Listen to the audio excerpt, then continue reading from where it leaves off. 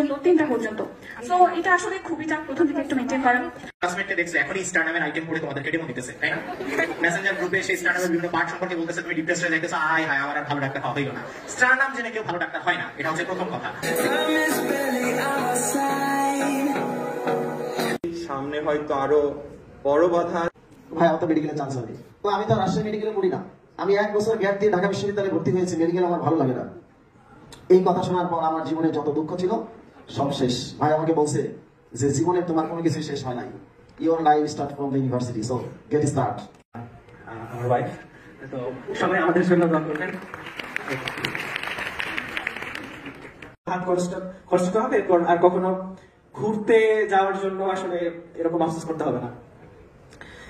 তারপর